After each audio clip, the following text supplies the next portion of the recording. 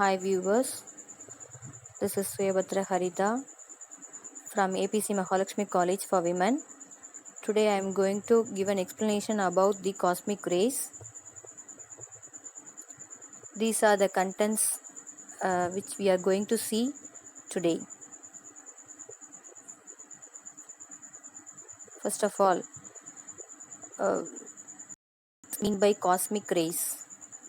So cosmic rays are the high energy particles which is coming from an distant galaxies or from sun or otherwise from the outside of our galaxy. So that rays are of high energy protons and atomic nuclei which travel with the speed of light. So that is said to be cosmic rays. The constituents present in the cosmic rays are 90%, that is major percentage is occupied by high energetic particle called protons, and then 9% of it is alpha particles, that is helium particles, and a remaining part, a fraction of part, is of heavier nuclei. So these are the constituents which are present in the cosmic rays. So next we see about discovery of cosmic rays. So in the beginning of the 19th century, Victor Hess made many efforts to know about this cosmic rays and also to measure this cosmic ray radiation. So this is one of his attempt. He tried to go in an balloon to a particular altitude in order to measure this cosmic radiation. So his attempt is to go up to 17,500 feet in the Earth's atmosphere. So according to his view, the cosmic radiation is increased with respect to the altitude, that is with respect to the height.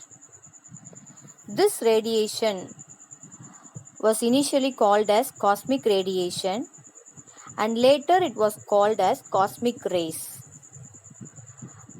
For this work, he received a Nobel Prize in 1936.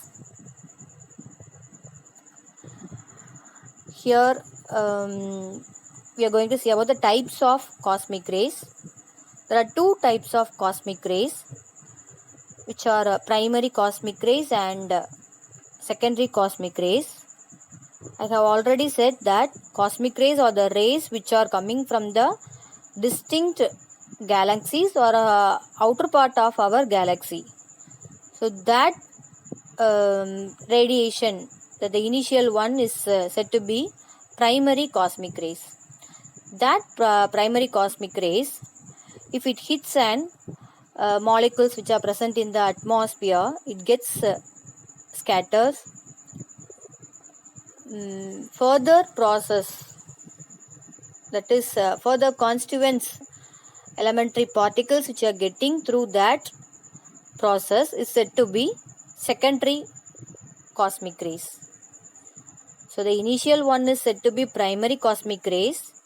If the primary cosmic rays hits on the nucleus which are present in the atmosphere, it undergoes collision, and due to that collision we will get some more elementary particles. That particles are said to be some more elementary particles, and according to that some radiations will get emitted. That one is said to be secondary cosmic rays.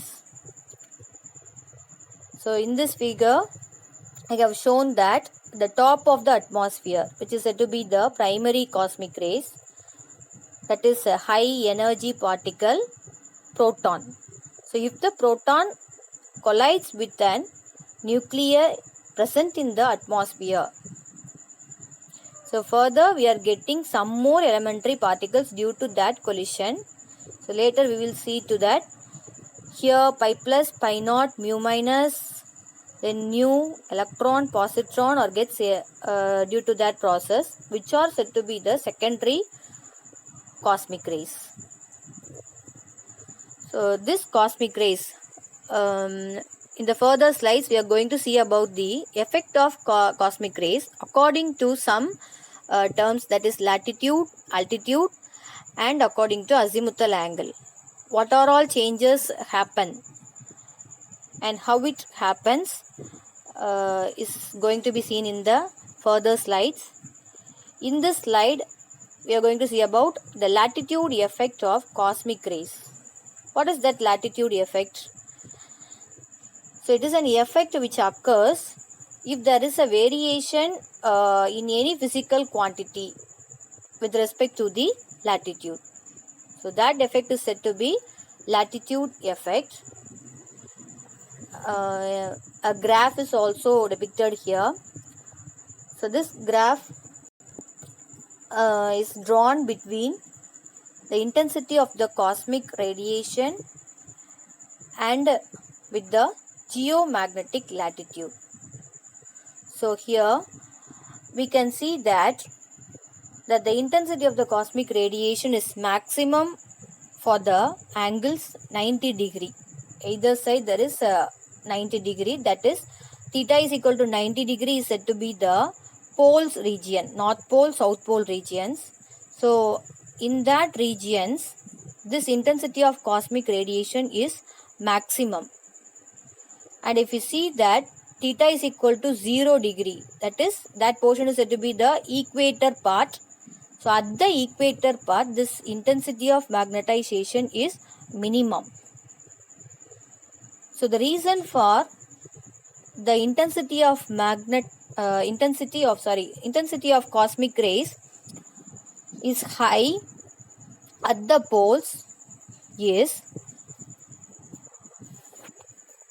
it moves the cosmic rays as it approaches the earth, it moves parallel to the magnetic lines of force. We know that surrounding our earth, the earth, we are having electric field as well as magnetic field. So that magnetic field will be parallel to the pole region. So for that condition, according to Lorentz rule, there will be no force if a charge particle is moving parallel to the magnetic lines of force, means there will be no force in that particular region. So due to that only the intensity is maximum at the poles, that is theta is equal to 90 degree. Likewise, seeing the intensity at equator portion, in that portion the charge particles will move perpendicular to the field direction, that is magnetic field direction. In the previous one it is moving parallel to the field direction, here it is moving perpendicular to the field direction. So automatically there exerts a force, that is said to be the Lorentz force. Due to that force the charge particle gets deflected. So this is the reason for the intensity of cosmic rays being minimum at the equator. And one more thing I have to say, the intensity of cosmic radiation is constant for a particular angle, that is between 42 degree to 42 degree and 90 degree. Between that portion this intensity will be a constant one. So these are the effects taking place due to the latitude variation.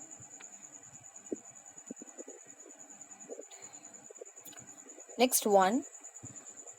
So how changes occurs with respect to the altitude is going to be explained now. So seeing this figure, in this graph intensity versus altitude. Here intensity is not directly given. Intensity is measured using a detector, and the particular counting rate is given here. So if the altitude, that is height, increases, means the cosmic radiation's intensity also get increased. Here the altitude is taken from 0 to 20 kilometers, whereas the corresponding atmospheric pressure is also mentioned here. It is from 800. For low altitude regions, the atmospheric pressure is high, and the height, and for the increasing heights, the atmospheric pressure goes on decreases. So this is about the altitude effect of cosmic rays. Next, azimuth effect of cosmic rays. Here two effects are there. One is east-west asymmetry and the another one is north-south effect. In this east-west asymmetry,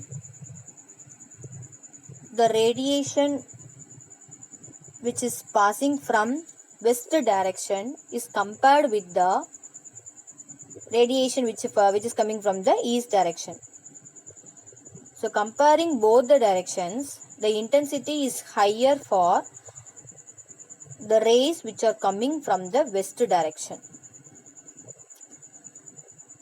Likewise, in north-south effect, the intensity of cosmic radiation is observed very high in the northern hemisphere rather than the southern one. And next we are going to see about cosmic ray showers. So cosmic ray shower is a shower of ionizing particles originating in bombardment by a single cosmic ray. So here the single cosmic ray refers to the primary cosmic ray that reveals itself by leaving tracks in a cloud chamber. That is a single cosmic ray, which is the primary cosmic ray, I have already said. If it makes a bombardment with the nucleus, further process is it will produces some elementary particles. That is here said as leaving tracks in a cloud chamber. So it looks like a shower one. Therefore we are saying it as cosmic ray showers. So this cosmic ray shower process takes place with two ways. One is radiative collision, and along with that there is one more process, that is pair production. So these two phenomena take place in this cosmic ray showers. So what is radiative collision? A high energetic particle transfer its energy while making collision with the nuclei of atoms which are present in atmosphere. If a high energy particle collides with the nucleus, it will transfer its energy, that is inelastic collision takes place between them. So there will be an energy loss. That energy loss will be equivalent to liberation of high energy photons. This is called as radiative collision. And next one is pair production. So pair production is a phenomena in which a photon collides with a nucleus. It will produce products as electron as well as positron. So this process here, it takes place in a strong electric field. So the radiative collision and pair production is accompanied in the cosmic ray showers. So that's all about the cosmic ray topic. I think you all have understood. Thank you.